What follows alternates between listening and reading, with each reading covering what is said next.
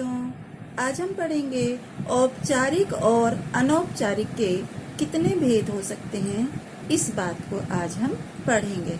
तो सबसे पहले हम औपचारिक पत्रों के साइड देख लेते हैं कि औपचारिक पत्र के अंतर्गत हम कितने प्रकार के पत्रों को लिख सकते हैं, क्योंकि पत्र हमारे बोर्ड का एक महत्वपूर्ण अंग है, तो इसे ठीक प्रकार से समझना अति आवश्यक है। तो सबसे पहला आता है प्रार्थना पत्र। प्रार्थना पत्र वो पत्र होता है जो हम किसी से किसी प्रकार की प्रार्थना करते हैं, रिक्वेस्ट करते हैं अपनी बात को कहने के लिए, अपनी बात को मनवाने के लिए।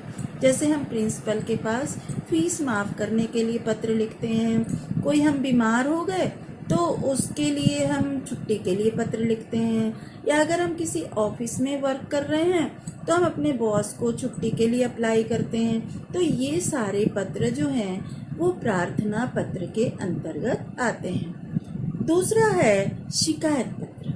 दूसरा क्या है? शिकायत पत्र, यानी कि जैसे हमारा बिजली का बिल बहुत ज़्यादा आ गया, टेलीफोन का बिल बहुत ज़्यादा आ गया, कहीं थाने में हमें कोई शिकायत करनी है, किसी और प्रकार के संस्था में हमें किसी प्रकार की शिकायत पहुंचानी है, तो ऐसे पत्र जो होते हैं वो औपचारिक पत्र में शिकायत पत्र के अंतर्गत आते हैं।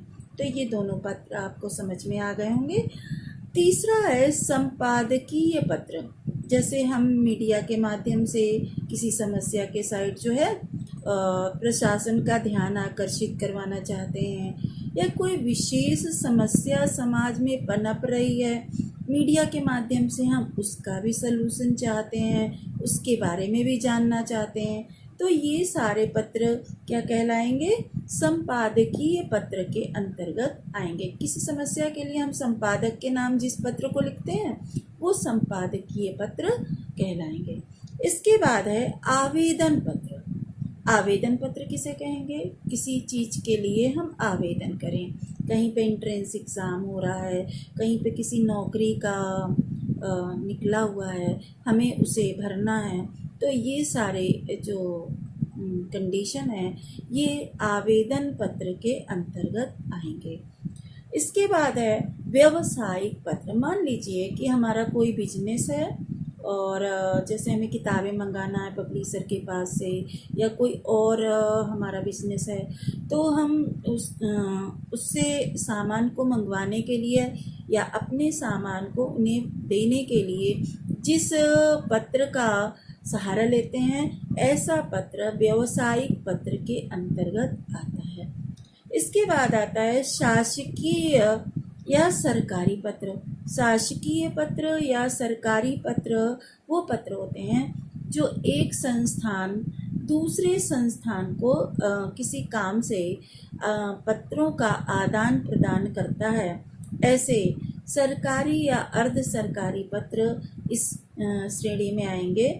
इसके बाद आता है तार या टेलीग्राम। तार या टेलीग्राम आज की डेट में तो बहुत कम हो गया है, पहले लेकिन इसी का सहारा होता था, क्योंकि फ़ोन की सुविधा नहीं होती थी।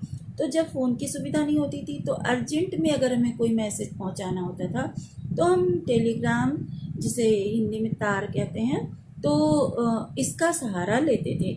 इसके बाद कार्यालयी अधिसूचना या परिपत्र होते हैं, जो एक ही संस्थान के लोग जो है उसी के दूसरे विभाग में पत्रों का जो आदान प्रदान करते हैं, इसे कार्यालयी आदेश या परिपत्र या अधिसूचना इसको कहते हैं। तो बच्चों, आपको औपचारिक पत्र के जो प्रकार हैं वो अच्छे से समझ में आ गए होंगे कि किन्हें किन्हें कहते हैं। अब हम आते हैं पत्र के दूसरे प्रकार यानी अनौपचारिक पत्र पर। अनौपचारिक पत्र वो कहलाते हैं जो हम केवल अपने घरेलू संबंध, हमारे हार्ट टचिंग संबंध जिसके साथ होते हैं, वो जो हैं वो अनौपचारिक पत्र कहलाते हैं। ये भी कई प्रकार से हम लिख सकते हैं, कई इसके विभिन्न प्रकार के प्रकार भेद मान सकते हैं। कौन कौन सा है? जैसे मान लीजिए बधाई पत्र।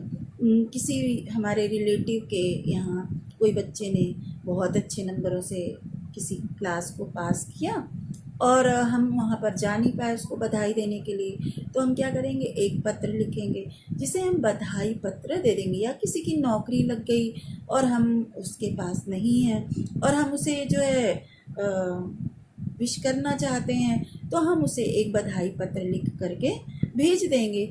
ऐसा पत्र बधाई पत्र कहलाता है। दूसरा है धन्यवाद पत्र। धन्यवाद पत्र किसे कहेंगे कि मान लीजिए कि हमारा किसी ने बहुत ज़रूरी वर्क कर दिया और वो हमसे दूर है, वहीं दूर रहते रहते उसने हमारा काम कर दिया, तो हम उसे धन्यवाद ज्ञापित भी करेंगे। तो ऐसा पत्र, धन्यवाद देने वाला जो पत्र होता है वो धन्यवाद पत्र कहलाता है। इसके बाद है शुभ कामना पत्र।